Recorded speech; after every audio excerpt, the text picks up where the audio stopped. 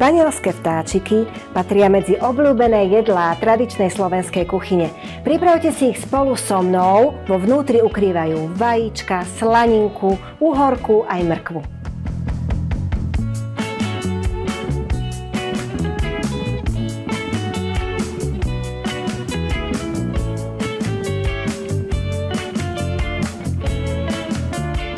Na prípravu španielských vtáčikov je výborné hovädzie stehno, ale ak ich chcete mať veľmi jemné a krehké a rýchlo hotové, použite aj telacie.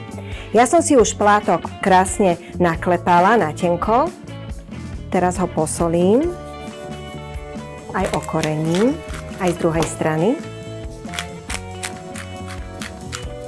Z jednej strany plátok mäsa potrieme horčicou, použila som kremžskú, ale môžete potrieť aj plnotučnou horčicou.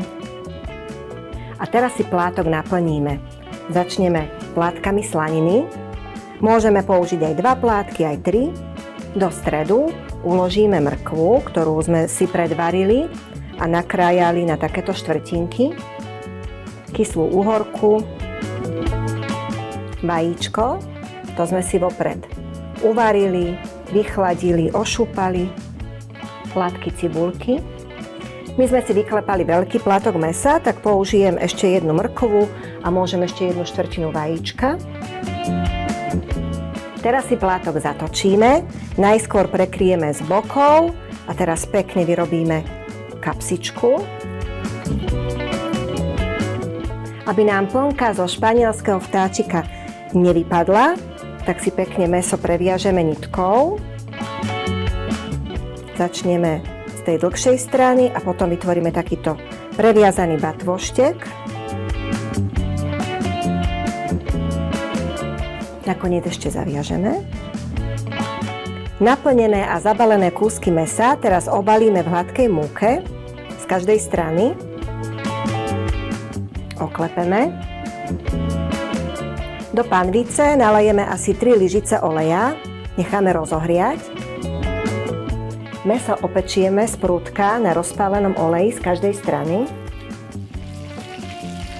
Keď je mäsko z jednej strany už opečené, tak ho pretočíme,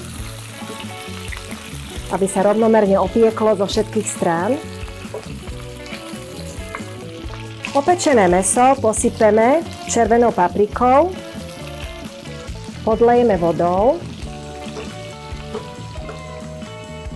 prikryjeme pokrievkou a na miernom ohni dusíme asi 45 minút do mäka. Španielské vtáčiky nielenže výborne vyzerajú, ale aj skvelo chutia.